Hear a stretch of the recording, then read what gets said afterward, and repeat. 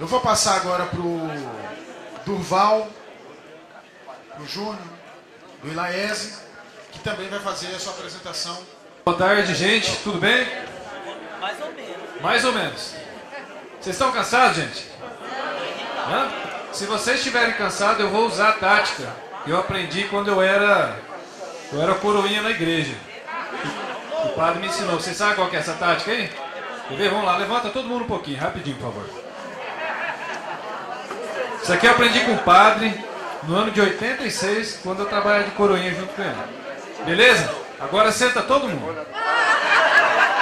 Ué, gente, eu perguntei pro padre por que ele ficava falando oremos, oremos. Aí ele falou, rapaz, a hora que eu vejo que a turma começa a dormir na frente da fila, eu falo oremos. Eles levantam, eu falo, agora pode sentar e continua a missa. Essa tática é que eu aprendi, então eu queria aplicar aqui com vocês agora. Boa, né? Padre Pedro. Gente, olha só, nós vamos abordar o tema aqui. Eu, antes de tudo, eu queria agradecer a presença de vocês aqui, nesse sabadão ensolarado de Brasília, né? Eu sei que eu vim de São Paulo, lá onde eu moro, em São José dos Campos, estava chovendo, então eu cheguei aqui, trouxe blusa, só faltou cobertor, chovendo, hein? Quem deve estar dando pulo dessa altura de alegria é o Alckmin, né?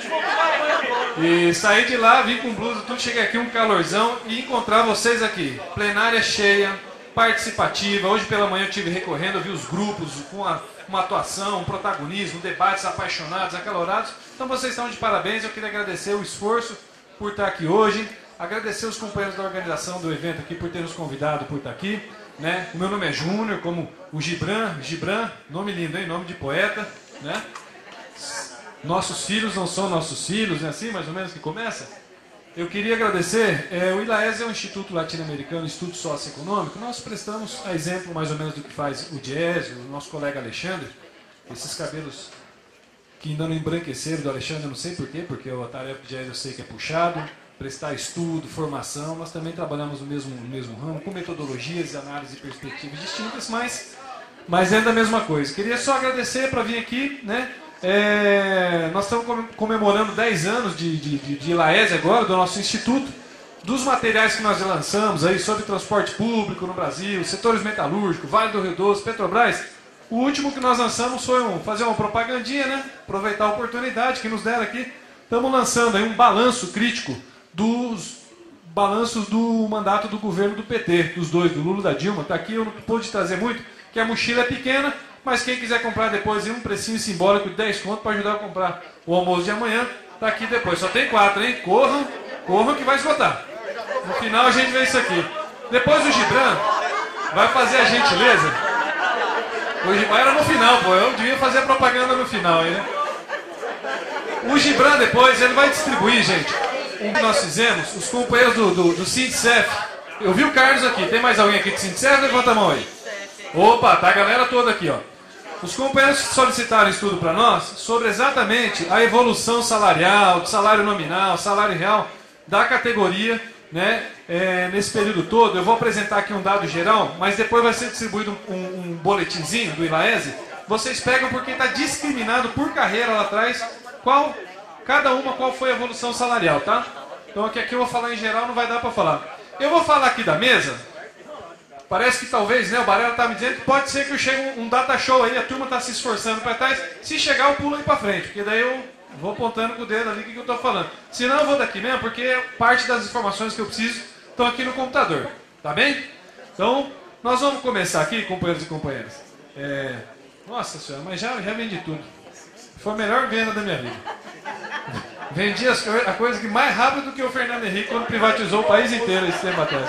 Foi mais rápido do que a venda do Campo de Libra. Pode distribuir. O Gibran vai distribuir para vocês aí. Olha só, gente, eu queria começar dando uma localização no contexto mundial, porque isso tem uma importância fundamental, porque parte do que está acontecendo com o mundo tem reverberado no nosso país e provavelmente terá implicações sobre a categoria de vocês. Então é importante a gente dar uma localização. Todos se recordam que nós vivemos uma crise, o Alexandre tocou dela aqui, de 2007 a 2008, uma das maiores que o mundo viveu. Para usar um jargão, ficou muito conhecido na palavra do Lula, né? Nunca na história do mundo foi injetado tanto dinheiro público para salvar banco, banqueiro e empresa como foi na crise de 2007 e 2008, se vocês se recordam muito bem. Depois desse período mais duro de crise, vieram, evidentemente, as contas para pagar. E quem pagou foram os trabalhadores, né? Veio a continha para cada um pagar, plano de ajustes, de cortes de gastos sociais, isso no mundo inteiro, e teve um impacto muito forte, especialmente nos serviços públicos, nos servidores e nos aposentados. Se vocês pegarem a realidade de países mais periféricos ali da Europa, como a Espanha, Portugal, principalmente a Grécia, se dissolveram completamente as economias de cada um desses países. Hoje estão em frangalhos as economias, vocês têm assistido um exemplo da Espanha, que hoje deve estar em torno de 80% de desemprego só em torno da juventude de 18 a 25 anos. É muita coisa. Bom, isso aí teve um impacto muito forte, né? Veio a conta para pagar e os serviços públicos foram duramente afetados, né? Depois, em 2010, houve a resposta, só que aí dos trabalhadores da juventude, né? Por a resistência que foi desatada depois em 2010 com uma série de lutas que se estenderam. Eu não vou poder falar de todas elas aqui, eu queria depois mostrar imagens, se der depois eu coloco ali, porque às vezes as imagens falam mais do que as palavras, como se dizem por aí, né? Mas só para a gente recordar, em Grécia 2008, uma grande luta, né? Começou com o setor da juventude, a famosa guerra das árvores de Natal, né? Que a juventude acabou colocando fogo nas árvores de Natal, estava bastante bravo o pessoal, até consagraram aquela frase que dizia que a árvore de Natal que mais brilhava era aquela que ardia em fogo, né? Em 2008 foi assim, em 2011 a Espanha com os indignados, depois em 2011 novamente em Portugal, que ficou conhecido como Geração Arrasca, né?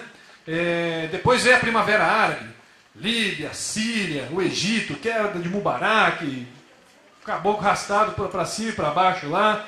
Depois veio o Chile, com o retorno dos famosos pinguins, né? A luta com centro na defesa da educação pública gratuita, né? Em 2011 e 2012. Depois a Turquia, em 2013.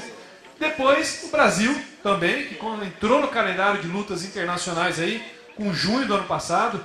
Essa revista que nós publicamos, inclusive, para tentar encontrar os elementos sociais, econômicos e políticos que levaram aquele grito de indignação que tomou conta do país no ano passado. E agora, mais recentemente, nós estamos assistindo pela televisão, todos vocês devem estar acompanhando, que é o processo de luta e resistência em Hong Kong, e o mais intensivo, agora um pouco mais forte, que é o que está acontecendo no México, sempre com uma participação e um protagonismo talvez ímpar na história da humanidade das mulheres, o que é sempre muito importante destacar, né?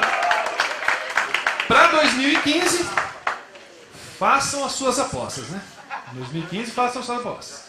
Dentro desse contexto mundial que entra a situação brasileira, eu vou esmiuçar alguns indicadores para a gente tentar localizar como que fica a situação dos servidores públicos federais nesse panorama, né? Vocês se recordam aí, já foi dito aqui um pouco pelo nosso colega, o Brasil passou de um período de crescimento grande aí nos últimos anos, né? Surfou no crescimento mundial. Agora, nos últimos 2 anos, aí começou já a apresentar indicativos de um fechamento de um ciclo de crescimento do país, né? Um fechamento do ciclo com um processo de desaceleração econômica muito forte e com sinais claros e evidentes de recessão econômica.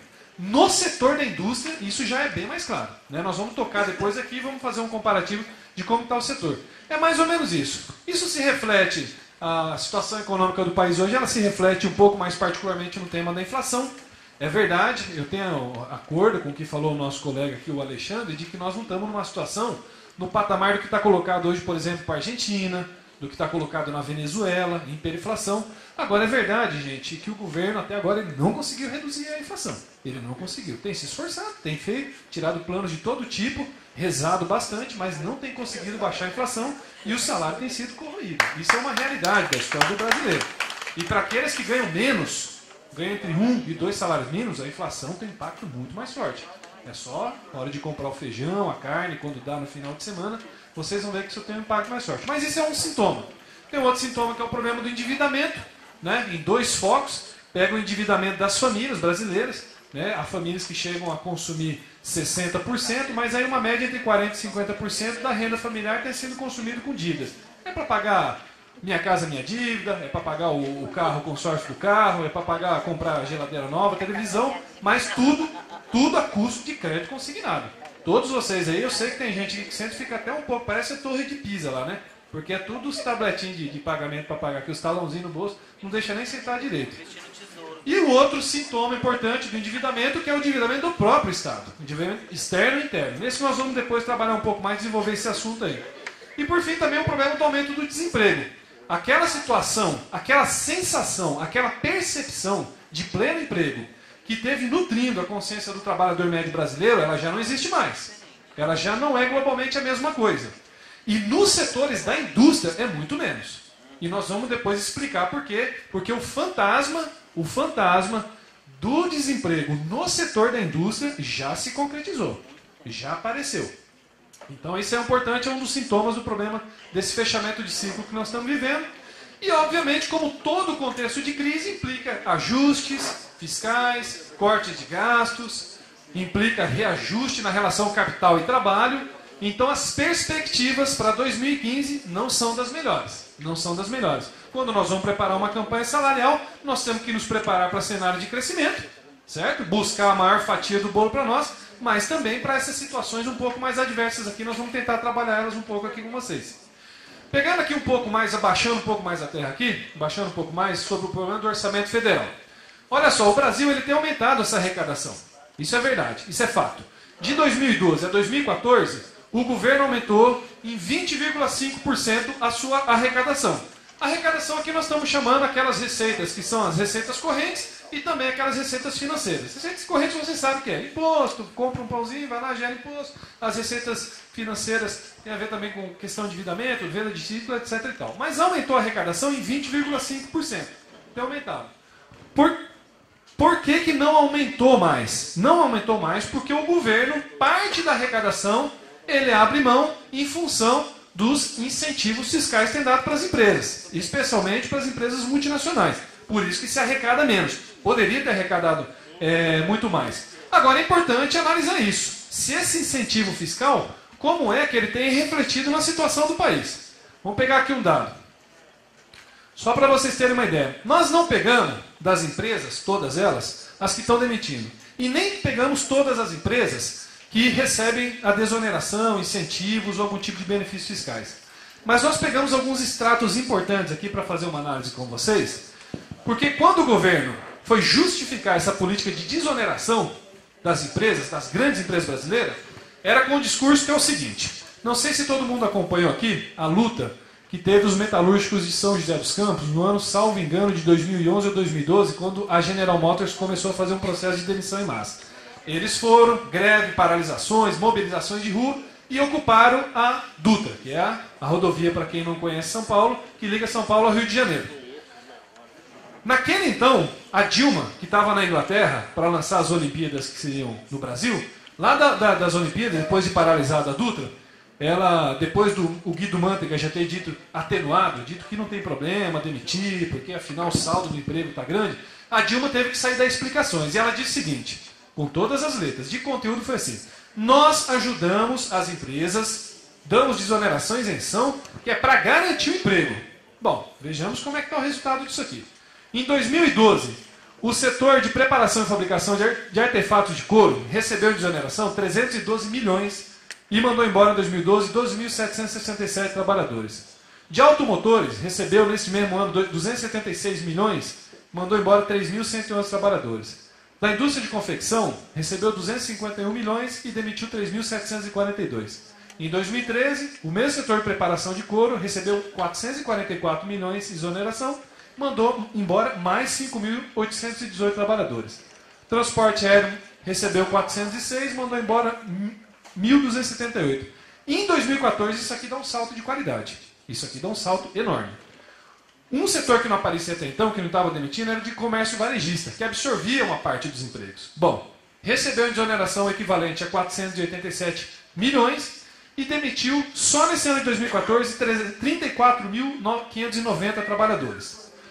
Agora aqui o mais interessante é a fabricação de automotores, que é o que a Dilma havia dito que dava dinheiro exatamente para manter o emprego. Não só não manteve, como já mandou embora, só em 2014, 30.303 operários. Sem contar os de 2012 e 2013. Eu não vou falar de todos aqui, mas o total até agora da indústria são 100 mil demitidos. O Valor Econômico publicou uma matéria ontem, que eu acho que é importante. Eu estava vindo para cá lendo o jornal. Não estava vindo, estava me preparando para vir para cá.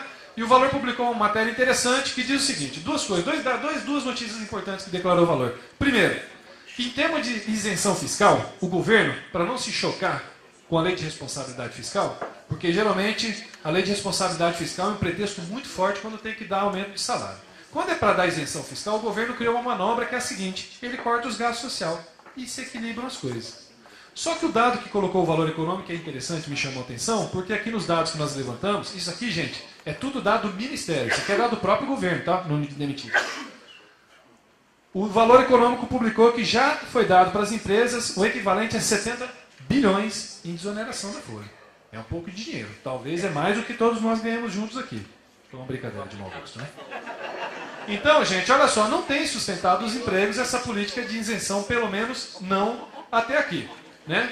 Agora vamos pegar o tema do endividamento, da dívida pública brasileira, para fazer uma comparação, porque é daí onde sai parte da arrecadação que paga, digamos, os nossos salários aqui, o de vocês, né? Pelo menos. Aqui nós vamos entrar no paraíso, na festa do sistema financeiro mundial, chama-se Brasil. Vamos ver por quê.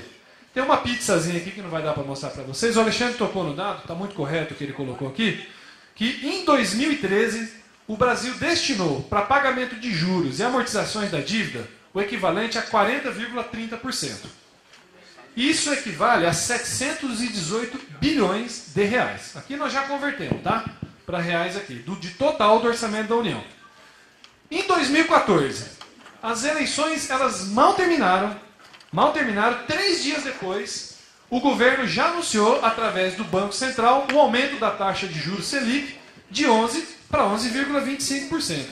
Veja, gente, não deu tempo nem do Lobão terminar de arrumar as malas para ir embora do país, e o governo já aumentou 25% da taxa Selic, para aumentar isso aqui, a taxa de pra lá. Ele disse que é macamonuí, né? Fica fazendo ato aí junto com as viuvinhas da ditadura aí, né? Coxinha. Olha só, gente, até o dia 25 de outubro, que foi o dado que nós conseguimos levantar aqui, a auditoria da dívida cidadã, que vocês devem conhecer, já levantou que o Brasil já destinou para pagamento da dívida 910 bilhões de reais. 910 bilhões de reais. Isso é mais ou menos 50%, e o ano não terminou ainda, hein? Isso é equivalente a 50% do orçamento e equivale mais ou menos a 3 Petrobras. Petrobras, vocês sabem que é a maior empresa do Brasil, né? Só vocês pegarem o valor de mercado da Petrobras aí, o último levantamento que nós fizemos estava em torno de 116 bilhões de dólares, equivale em real, vai dar mais ou menos uns 370 bilhões. Isso aqui dá 3 Petrobras, é o que o governo só agora já destinou para pagamento da dívida externa.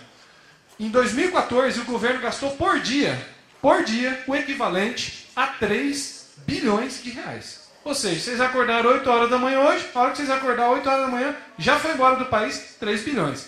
Então, gente, vocês viram que teve todo um debate nas eleições agora, muito interessante, sobre o tema da corrupção, por exemplo, na Petrobras, né?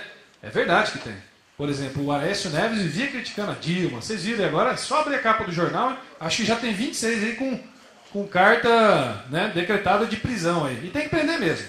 Confiscar bens, tanto de corruptos como de corruptores. Isso aí está correto. Agora eu digo para vocês, gente, isso é o menor dos maus. Infelizmente é o menor dos maus. Só para vocês terem uma ideia, aquele caso de Passadina, onde o governo perdeu 500 milhões de reais, 500 milhões de reais que o governo perdeu só com essa, vamos chamar aí de um erro estratégico de cálculo, só aí não corresponde nem a 1/3 do que o governo gasta em um dia, com o pagamento da dívida. Então existe uma corrupção por varejo, mas existe uma outra por atacado. E essa é mais importante. Essa é a que tem consumido os gastos do país, né? E não é pouco, não. Esse é o dividômetro aí, né? Vamos entrar um pouco mais aí para frente sobre esse tema aí, que ele é importante. Não vou poder mostrar aqui para vocês, mas só para vocês fazerem um comparativo aqui, gente, da Olimpíada do pagamento da dívida externa. Como é que é? Em dezembro de 1994, o Brasil devia 300 bilhões de reais em pagamento da dívida externa. Durante todo o governo Fernando Henrique Cardoso, de 1995 a 2002, ele pagou 6,1 trilhões de reais para pagamento de amortização e juros da dívida externa. Aí veja bem, o estoque que terminou em 94, era de 300 bilhões. Sabe quanto ficou o estoque ao final do governo do Fernando Henrique Cardoso? 1,2 trilhões. Aí veio o Lula, governo do Lula, 2003, 2010. O Lula pagou o equivalente a 5,7 trilhões de reais para pagamento da dívida externa. Sabe o que aconteceu com o estoque da dívida? Aumentou, praticamente dobrou. Foi de 1,2 trilhões para 2,77 trilhões. Aí veio o governo da Dilma. Pagou 2,17 trilhões para o pagamento da dívida. Eu pergunto a vocês aqui, vamos ver se aqui está todo mundo ligado. O que aconteceu com o estoque da dívida? Aumentou ou diminuiu? Mas, olha, aqui, se eu tivesse dando, eu tinha tirado 10 todo mundo. Aumentou. E dobrou. Foi para 4,3% o estoque da dívida. Então, veja, gente, que coisa interessante. Você, quando paga uma dívida, é para sanar a dívida, para você não dever mais. Aqui é o oposto. O cara paga, o noturno aumenta. Paga, aumenta, paga, aumenta. Por isso que tem gente que fala, ao invés de falar dívida externa, fala dívida eterna. Porque parece que ela não vai acabar nunca, né? Quanto mais dinheiro você gasta, mais você fica devendo. É um caso curioso. Eu acho que isso aqui é um trabalho importante para se estudar. É um fenômeno que ele extrapola as leis da economia. É outro tipo de coisa. Então, só para vocês terem uma ideia, gente, isso aqui é um dado muito importante. Porque é sempre um debate o problema da dívida externa. Se tem que pagar, se não tem que pagar, etc. e tal. Olha só, gente, para vocês terem uma ideia, eu queria fazer aqui, eu não vou abrir uma polêmica que foi feita. Todas as vezes que nós vamos debater esse tema aqui, algum companheiro pergunta, mas o Lula falou que pagou toda a dívida externa. Olha, gente, como toda meia verdade, também é meia inverdade. O que ele pagou foi a parte destinada ao Fundo Monetário Internacional. E eu digo para vocês, um péssimo negócio. Porque não só ele pagou adiantado, como ele pagou com ágio.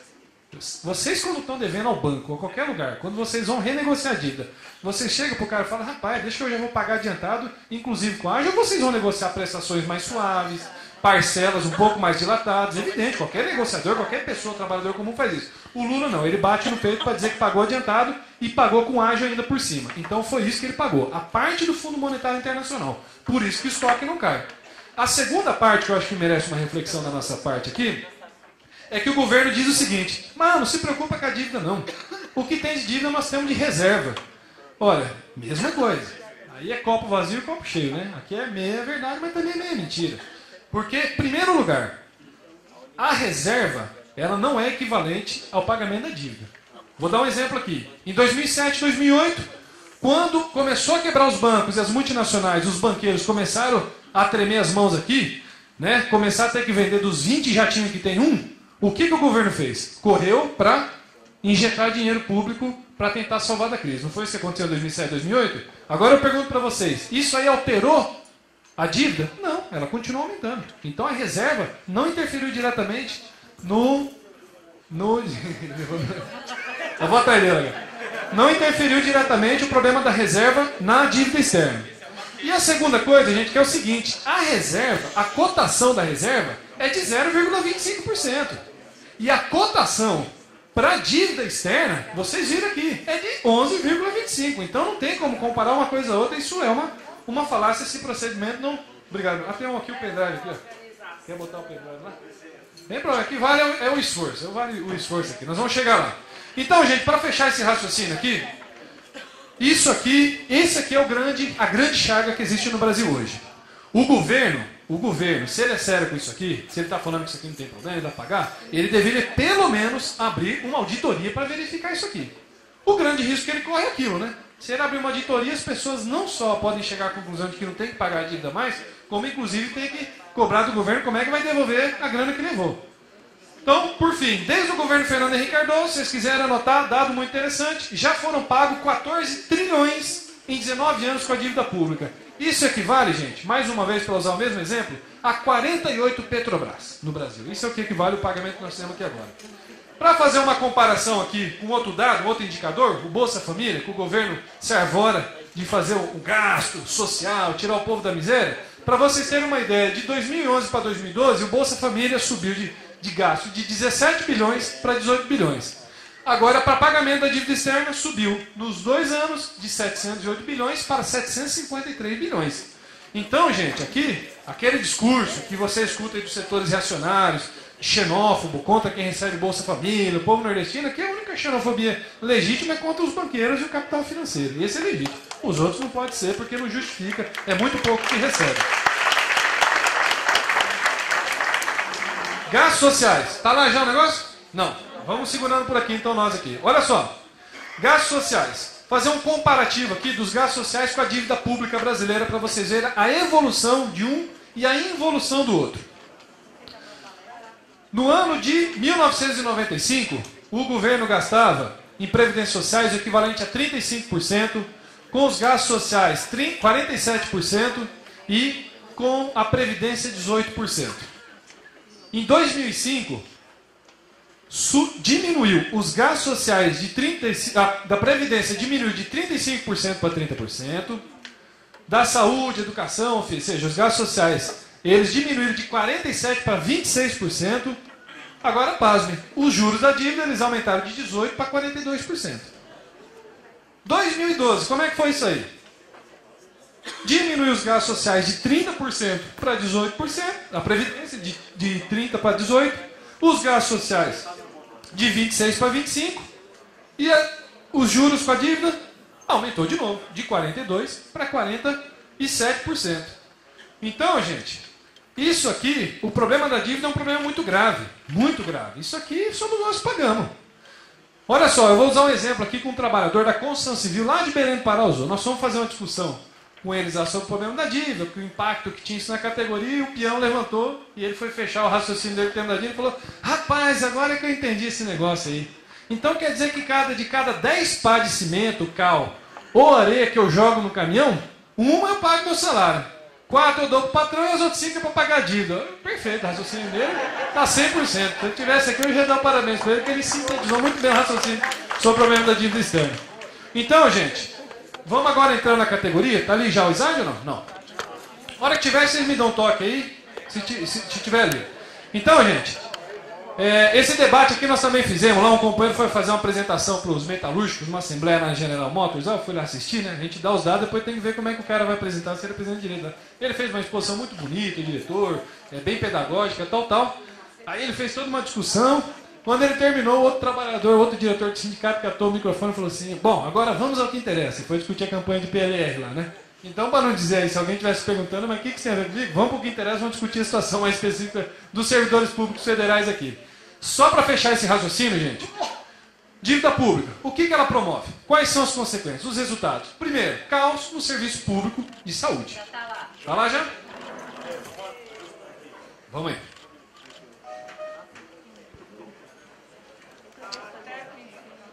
Já estamos fechando aqui. É bom que entrou bem na parte que interessa. Então vamos lá. Então um dos resultados mais complicados aí que é isso, né? Caos, você vai diminuir. Então saúde, educação precarizada, previdência comprometida, né? É um grande empecilho para os investimentos nos setores sociais, setores públicos, sociais, né? A questão da desigualdade, é impossível você combater a desigualdade dando mais para quem tem mais e menos para quem tem menos. Isso não existe, né? E, obviamente, o problema da soberania. Pode passar aí. Agora aqui, funcionalismo federal neste contexto aí, para a gente fechar o nosso raciocínio, que eu já devo estar beirando na cara do gol para terminar. Então vocês viram aí, o Alexandre ele expôs aqui já uma parte disso aqui, eu só queria complementar o raciocínio dele. As perdas salariais e o orçamento, né? Depois do acordo que vocês fizeram em 2012, teve o reajuste todo aqui, isso aqui eu não preciso ficar falando para vocês, todos vocês já conhecem bem melhor do que eu, né? 15,8% em 3 vezes até março de 2015, né? A inflação de 2012 a 2014 acumulou pelo IPCA 18,8%, ou seja, vocês já tiveram menos 3% de perdas salariais. Agora isso não é o único indicador para ver o salário de vocês.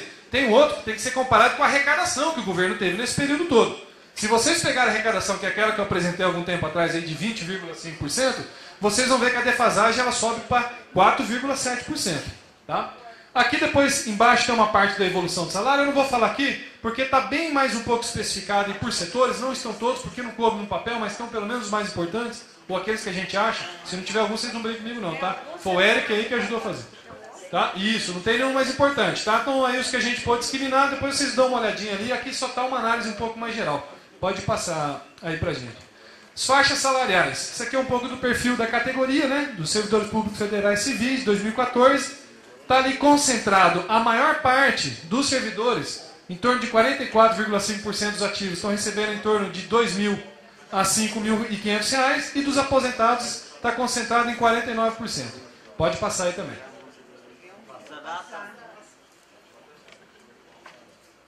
Número de servidores por poder. Isso aqui é importante, viu, gente? Olha só. Eu quero discutir isso aqui, porque é tudo aquilo, como dizia por aí, né? Todo ponto de vista é uma vista a partir de um ponto. Tudo depende da perspectiva como nós avaliamos as coisas. Houve, como o Alexandre colocou, ele tem razão, tá? Fazer justiça com o nosso colega aqui. Houve um aumento no número de servidores públicos federais, tá?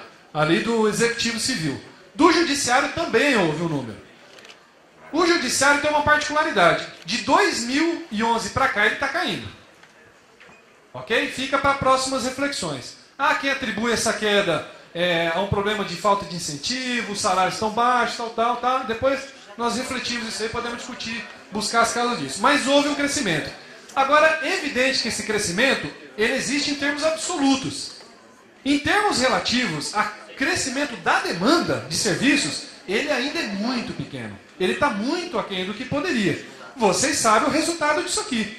É gente estressado, acidente de trabalho, desmotivação, sufoco para atender a população, porque a população cresce num ritmo muito mais alto que existe isso aqui, né? Se puder passar aqui, eu quero colocar.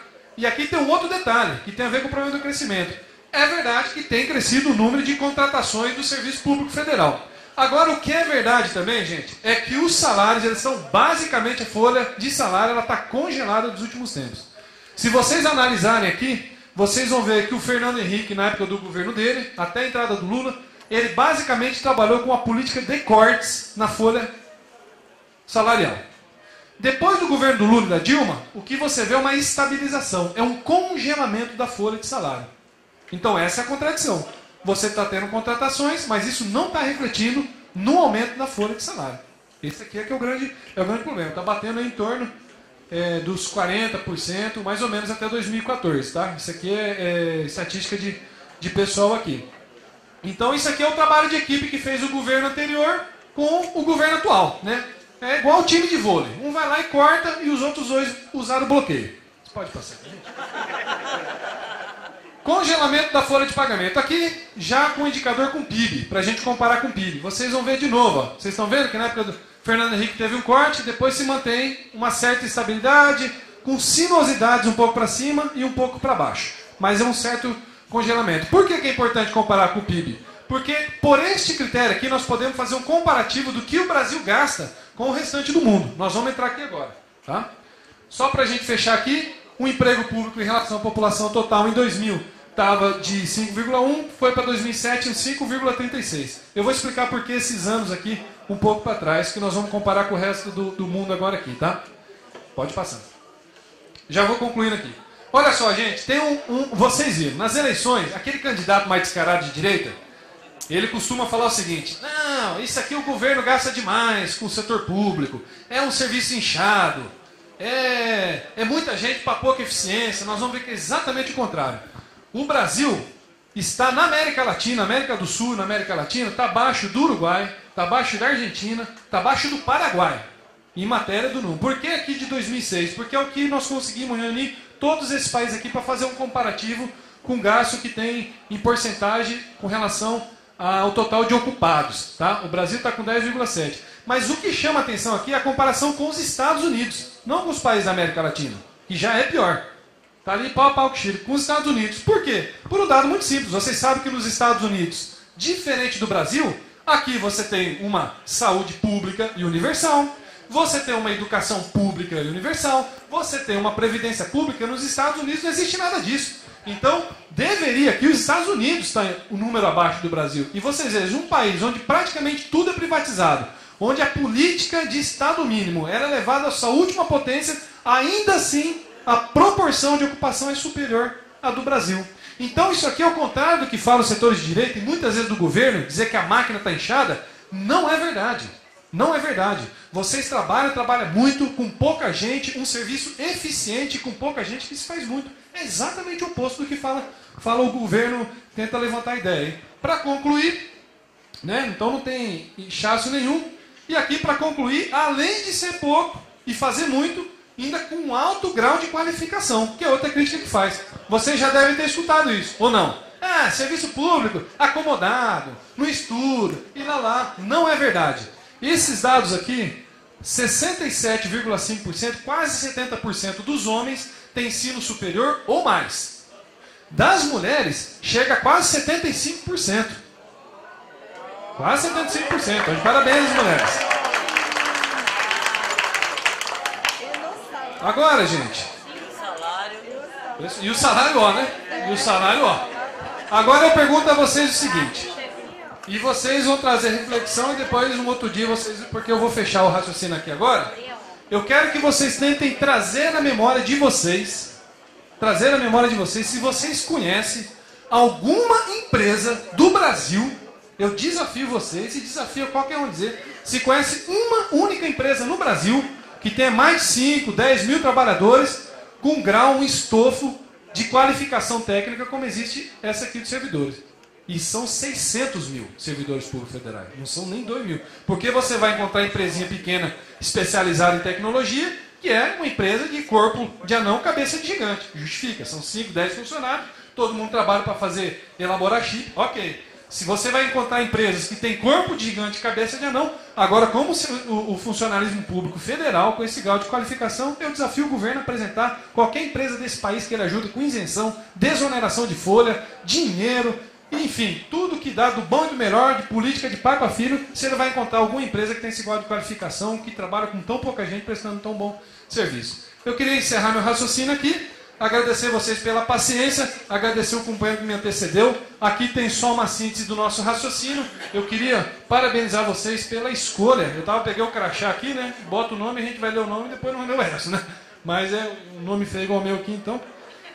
Mas eu queria parabenizar a escolha do tema que vocês escolheram aqui, que é unificar o funcionalismo público em defesa do serviço público contra as privatizações, porque isso aqui está pegando, privatizações de gestão, de serviço, contra as terceirizações, olho e atenção, gente, porque, Barela sabe, já tem aí uma PL aí se avizinhando para o ano que vem para terceirizar atividades fim.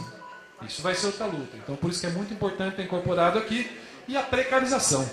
E também eu incluiria aqui a municipalização, principalmente da saúde e da educação, que está correndo solto o país inteiro. Então foi muito bem eleito, porque a campanha salarial ela tem que incluir uma pauta econômica, está correto, temos que discutir as defasagens, tudo pelo que nós vamos lutar, mas também é muito importante as pautas sociais e políticas, porque vocês são uma categoria importante e vocês cumprem um papel de protagonismo. Então, de parabéns por essa atividade, esse seminário aqui, e a gente espera ter contribuído aí para a reflexão de vocês. Obrigado, gente.